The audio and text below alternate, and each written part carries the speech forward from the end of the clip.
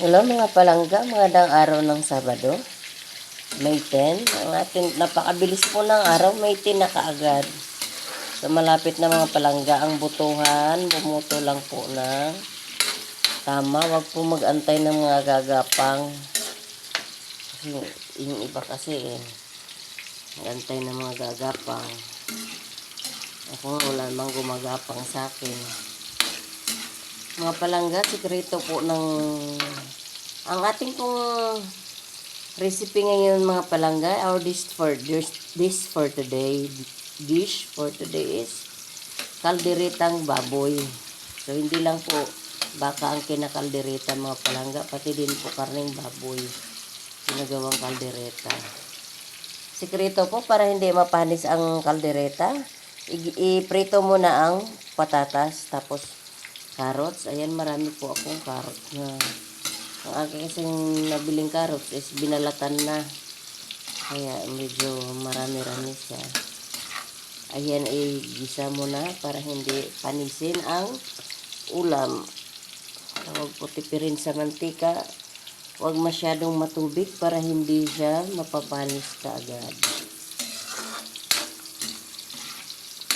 Ayan, iprito muna ang carrots. Huwag pong mag-antay ng mga gagapang. Malapit ng eleksyon, sa May 12 na po. Bumuto po tayo para po tayo may silbi sa lipunan.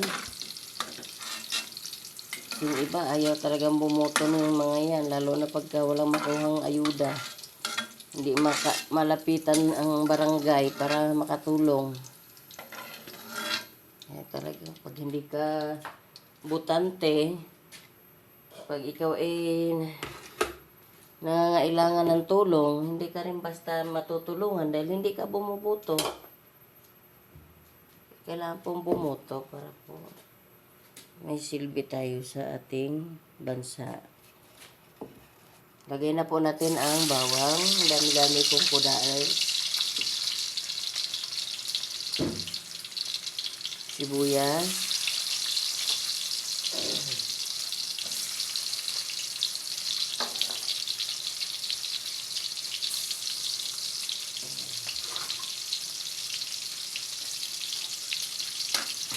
Ayan, haluin.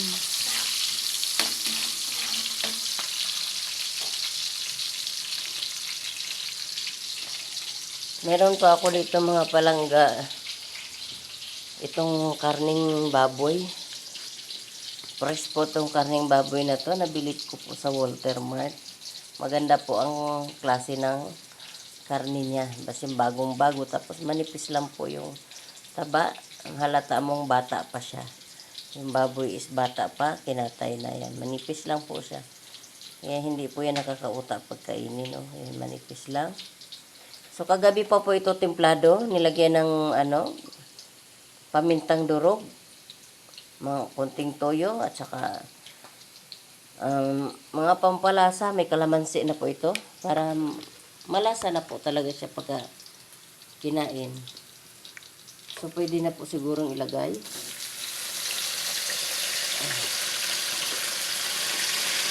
Ayan.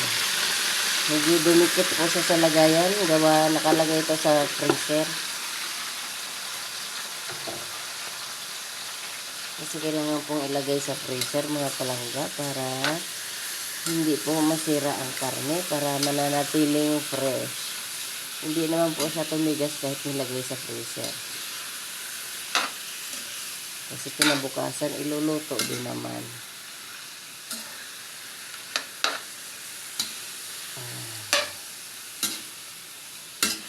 Haluin lang ng haluin ang kalderetang baboy po ito. Kahapon may tira naman po sa atay na manok. So standby lang muna yun doon. Nainit ko na po yung atay na manok. Yung atay na manok, habang iniinit yun, lalong sumasarap, nag-absorb yan. Kahapon medyo matabang pa yun. Nagdagan ko lang yan ng timpla kasi medyo matabang yung baon kong manok. Tinimplahan ko kagabi at ngayon ininit. Dinagdagan ng timpla. Ito po ang ilalagay ko, yung Mamacita's Calderita Spicy sauce mix. Ayan, ito po ilulusawin sa tubig. Ngayon, takpan muna natin to. Yung ano. Ayan, takpan muna para maluto po yung karneng baboy natin. Tapos mamaya,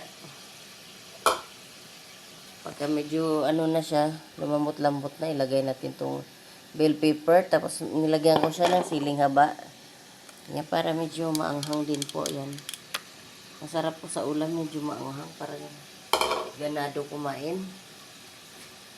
Tapos itong ano, reno. Yan, mga nag-prepare na po ako ng mga isasahog. Mamaya palambutin muna. Kasi lulusawin ko muna to Mamacita's Calderita Spicy Sauce Mix. Yan. Tapos kung gusto ko naman ng maalat-alat, ayan, bumili po ako nitong daily sa grocery.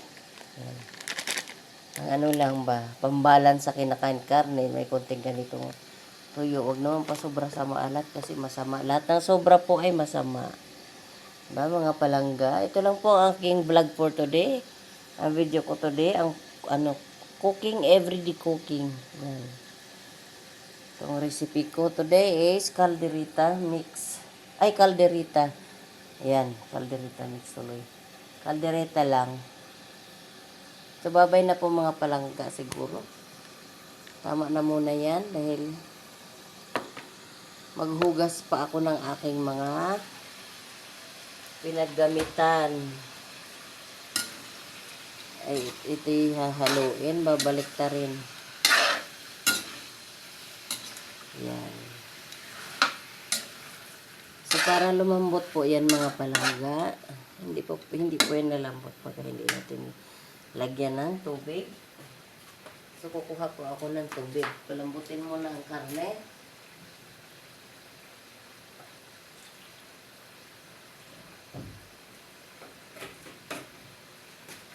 Hayaan mo na siya dyan sa kawali na lumambot.